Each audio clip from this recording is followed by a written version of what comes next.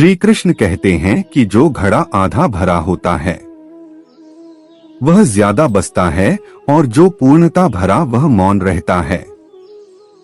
मौन मुख से नहीं मन से होना जरूरी है। सही जगह और सही वजह पर बोलना जरूरी है, वरना चुप रहना ही बेहतर है। ऐसा नहीं है कि बुद्धिमान व्यक्ति बोलना नहीं जानते, वह चुप रहता है क्योंकि वह जानते हैं कि उन्हें कहां बहुल है। जब कुछ कहने को हो कभी कहीं अगर कुछ कहना चाहते हो तब मत कहें। वहां पर शांत रहना ही समझदारी है, जहां पर खुद को समझदार समझ रहे हैं और बेतुकी बातों का सबसे बेहतर जवाब न दे रहा है। मां जनवरी नहीं अपितु जरूरत है। सवाल का जवाब शांति से मिलता है, बहस करने से जवाब खो जाता है। अपने कार्य को मौन रहकर करते रहें क्योंकि खिलाड़ी खेल पर ध्यान देते हैं। बाहर बैठे दर्शकों की टिप्पणियों पर ने हर बात का जवाब देने बैठ जाएंगे तो कभी लाजवाब नहीं बन पाएंगे। इस सर्वे हमें अत्यधिक सुनने की सलाह देते हैं। इसी कारण उन्होंने हमें एक मूर्ख और दो कार्ड साथ रहकर लोगों की नजरों में बेवकूफ दिखे। सही है, अगर बहस करने वालों में एक व्यक्ति शांत रहे तो बहस कभी नहीं हो सकते। बोलते समय शब्दों से ज्यादा समझदारी से काम लेना। व्यक्ति एक गुत्थी के समान है जो अपने आप में सुलझा हुआ रहता है, लेकिन सारा जमाना उस गुत्थी में उलझा हुआ रहता है। शांति का दूसरा अर्थ संतुष्टि और मन शांत तब मिल जाती है जब हृदय और मस्तिष्क एक ही दिशा में एक ही कार्य में कार्यरत एक मौल व्यक्ति अपनी गलतियों का आकलन कर सकता है, परंतु एक बड़बोला व्यक्ति केवल अपनी झूठी उपलब्धियों का बखान करने में व्यस्त रहते हैं। एक वेब को समझदार कहने में वक्त खराब करते हैं, वहीं एक समझदार व्यक्ति कभी खुद को समझदार कहने में वक्त जाया नहीं करता। शरीर का शोर सुनाई दे जाता है। कभी आराम से बैठकर आत्मा की भी सुध। अपनी सफलता के सफर में निकलने से पहले अपने बस्ते में शांति और धैर्य को जरूर रख लेना। एक बार सुनकर हर बार बोलने से बेहतर है कि हम काफी बार सुनकर पास एक बार बोले। अपने दिमाग को ज्यादा चलाने की आदत को शुरू की और अपनी जुबान को ज्यादा चलाने की आदत को बंद कीजिए। एक साथ व्यक्ति को सुनने की इच्छा वह व्यक्ति भी रखता है जो सबसे अधिक गोल्ड बॉन्ड एक व्यक्ति का सच्चा मित्र है, जो उसकी हर अवांछित मुसीबतों में उसके रक्षा करता है। जीवन की भागदौड़ के दौरान जब आपको लगने लगे हैं कि मैं कहीं खो गया, उस वक्त कुछ देर शांति से बैठ जाने, फिर से सही रास्ते की ओर चलना शुरू कर सकते हैं। एक शांत शत्रु 100 बोलने वाले शत्रुओं से ज्यादा घातक है।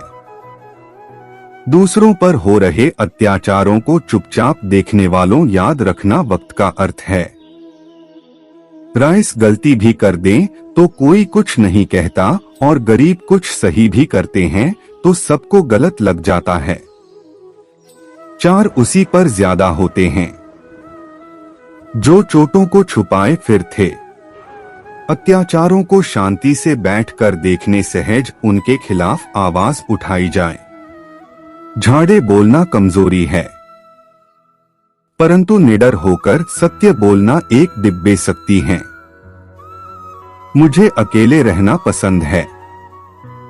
अकेलापन नहीं, सुकून से बैठकर दौड़ भाग के दिन याद करना मुस्कुराहट पर देता है। और शांति भी अगर लग रहा है सब कुछ खत्म हो गया तो नई शुरुआत करो, अभी जिंदगी बाकी है। आज आप जिस शांति की तलाश में हैं, कल शांति से बैठकर इसी भाग दौड़ को याद कर हंस रहे हो गया। जिंदगी बीत गए दुनिया क्या कहें कि इस फिक्र में बाद में पता लगा दुनिया को अपने सिवाय किसी की शीघ्र ही कहा है। जब बयान करता रहा अपने हालातों को, तब सब चुप चुप के आवाज सबको मेरे हालातों को चाहता है। सलाह चुपचाप सुन लेनी चाहिए, पर सोच समझकर माननी चाहिए। दिल की बातें केवल दिल से सुनी जा सकती है, शब्दों से नहीं, द्वारा वही कबूल होते हैं जो जुबान से नहीं दिल से की जाए।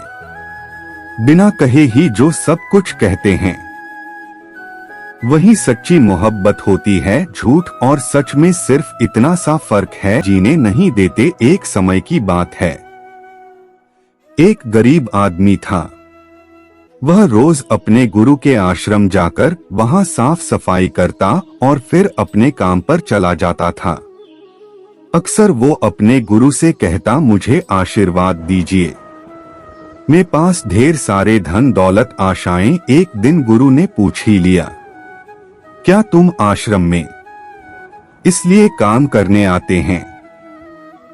उसने पूरी ईमानदारी से कहा, हाँ, मेरा उद्देश्य तो यही है कि मेरे पास ढेर सारा धन आ जाए, इसलिए तो आपके दर्शन करने आता। पटरी पर सवाल लगाकर बेचता, पता नहीं मेरे सुख के दिन कब आएंगे। गिरोह ने कहा, तुम चिंता मत करो, जब तुम्हारे सामने अवसर आएगा तब वाले तुम्हें आवाज था लगा, बस चुपचाप तुम्हारे सामने अवसर खोलता जाएगा। यह बात सुनकर युवक चला गया। समय ने पलटा खाया, वह अधिक धन कमाने लगा।